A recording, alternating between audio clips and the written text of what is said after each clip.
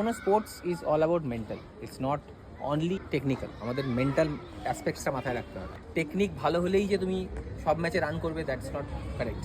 কিন্তু যদি তোমার মেন্টাল স্টেবিলিটি ভালো থাকে, তোমার যদি অ্যানালিসিস ভালো ক্ষমতা থাকে, তুমি যদি ভালো গেম রিড করতে পারো, তাহলে তুমি 100% ভালো করবেই। সেই জন্য দেখবে অনেকের একটু আনইউজুয়াল বা একটু অন্যরকম টেকনিক হওয়ার সাথে তারা অনেক সফল, অনেক সাকসেসফুল। যেরকম বুমরা, যেরকম মালিঙ্গা, যেরকম চন্দ্রপল, যেরকম সেওয়াগ। আমাদের কী রাখতে হয় মেন জিনিস?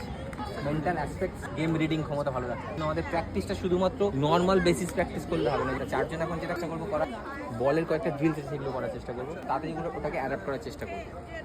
ক্লিয়ার? চলো স্টার্ট। Well done. হ্যাঁ, বেটার। ওয়েল ডান।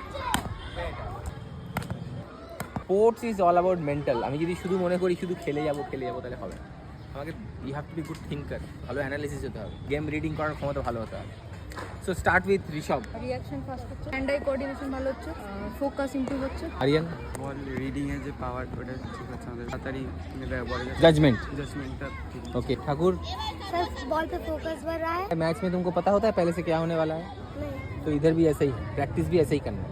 सोचना पड़ेगा मेरे पास ये बॉल आ सकता है, वो बॉल भी आ सकता है, मेरे को ऐसे ही बॉल आएगा, ऐसे सोच के नहीं चलना।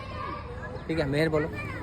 এখান থেকে ফোকাস বাড়ছে, ব্রেনের বেশি কাজ হচ্ছে। ব্রেন ওয়ার্ক হচ্ছে, very good, this is the word. মানে এটা মাথায় রাখতে হবে, আমাদের অ্যাডাপশন, আমাদের অ্যাডাপ্টেবিলিটি বাড়াতে হবে। আমার যদি অ্যাডাপশন পাওয়ার বেড়ে যায়, তাহলে যে কোনো পরিস্থিতিতে যে কোনো জায়গায় গিয়ে আমি অ্যাডাপ্ট করতে যদি পারি সিচুয়েশন, তাহলে আমরা ভালো খেলবো। ইটস নট অল অ্যাবাউট কি আমি কতগুলো বল খেললাম, আমি কতক্ষণ ধরে প্র্যাকটিস করলাম। ইটস অনলি কি তুমি কী জন্য প্র্যাকটিস করছো। তুমি ম্যাচ খেলার জন্য প্র্যাকটিস করছো, তো ম্যাচের মতো করে প্র্যাকটিস করতে হবে। ঠিক আছে, চলো, অল দ্য বেস্ট।